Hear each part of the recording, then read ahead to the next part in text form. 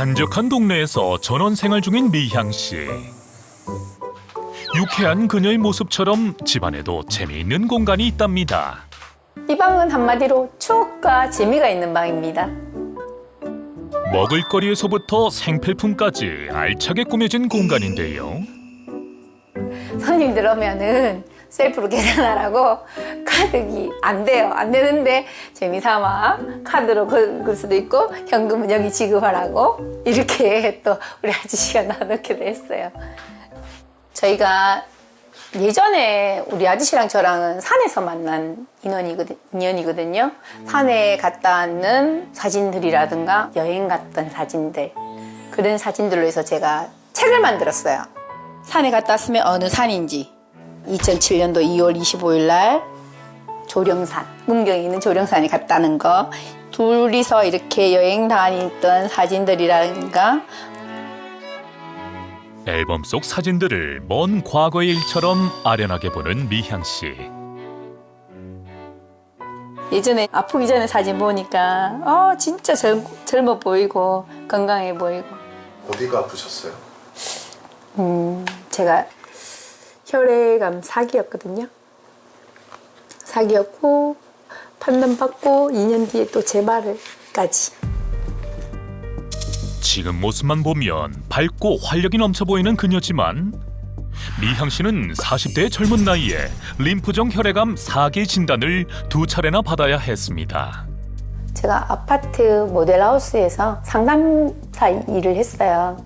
사실 물 한 모금조차 마실 여력이 없을 정도로 바쁠 때가 많았거든요. 그해 여름부터 유독히 피로감이 쌓이고 되게 힘들어지더라고요. 몸 자체가 지치더라고요. 모델하우스 근무를 하다 보니까 채집 증후군으로 인해 가지고 두드러기 일어나고 몸 전체가 붓는다고 생각을 했지, 림프종이 내 암의 전조 증상이라고는 진짜 상상조차도 할 수 없었어요. 목 부위를 시작으로 전신으로 퍼져나간 두드러기 증상, 말로 다 하지 못할 가려움증과 더불어 얼굴이 심각하게 부어오르는 증상까지 동반됐습니다. 미향 씨를 괴롭힌 혈액암인 림프종은 전신 곳곳에 림프샘이나 림프계 기관 등에서 발생하는 질환입니다.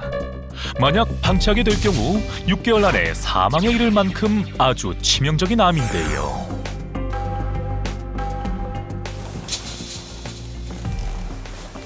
이거 뭔지 아세요? 제가 항암 치료받고 머리 없을 때 다 썼던 가발들하고 항암 두건들이에요. 이렇게 써서 항암 두건을 딱 쓰면 내가 머리가 있는 것처럼, 전체 가발이 아니라서 엄청 편해요. 안 덥고. 항암 당시 썼던 가발과 두건들을 버리지 못하고 여전히 보관 중인데요. 오랜 시간, 많은 시간 얘네들 도움받아가면서 외출하고 다니고 했던 거 이제 두 번 다시는 없어야죠. 암 진단 이후 8번의 항암 치료와 조혈모 자가 이식까지 끝나지 않을 것만 같았던 길고 긴 인고의 시간이었습니다. 40대에 암으로 고생했던 미향 씨처럼 우리나라 성인 40대 이상의 사망 원인 1위는 모두 암인데요. 암 발생자 수 또한 전년도 대비 10% 이상 증가했고 암 발생률 또한 계속해서 늘고 있습니다. 생사의 기로에 놓이게 했던 2번의 말기암을 극복한 미향 씨의 건강 비법은 무엇일지 궁금해지는데요. 집 근처에 작은 텃밭을 꾸려가는 미향 씨. 작물들의 가지수는 많아도 딱 한철 먹을 만큼 조금씩 재배를 한답니다. 오호, 얘가 많이 컸네. 이야, 너는 한번 먹어봐야 될 것 같다. 우와, 잘 됐네. 아유, 나한테는 이런 자연식들이 엄청나게 도움이 되는 것들이거든요. 그냥 내 손으로 직접 키워서 이렇게 먹는 게 되게 뿌듯함이 있어요. 그리고 믿고 먹을 수 있고. 건강 관리를 위해 선택한 전원 생활에서 작물들을 키우며 몸을 움직이는 것 또한 그녀의 건강을 지키게 도와주는 건강법 중 하나라는데요. 오늘 오늘도 딱 먹을 만큼 수확해온 재료로 점심 준비를 합니다. 두 번의 암 진단 이후 미향 씨는 식단에도 많은 공을 들이기 시작했답니다. 닭가슴살 냉채랑 파스타 만들어 보려고요.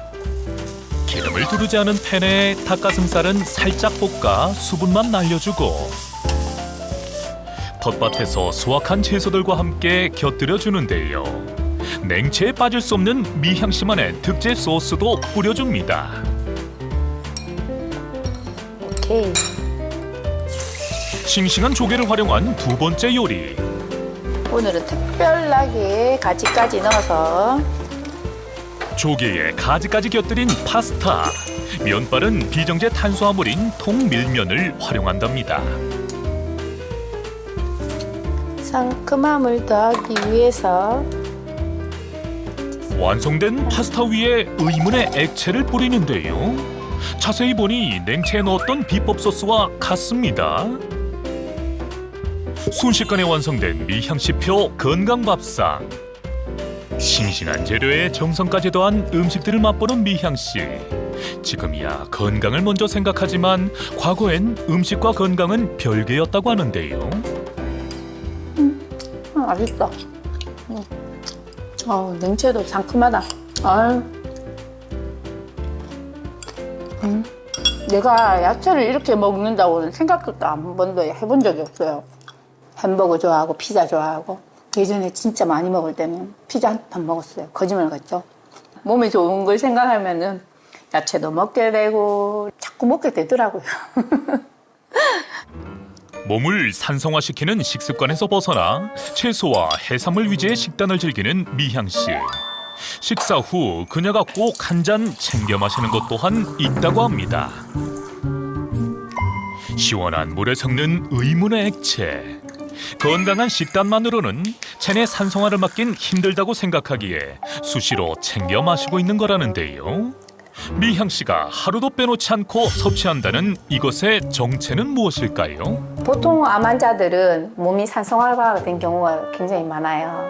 그러다 보니까 알칼리 성분을 많이 섭취를 하라고 하더라고요.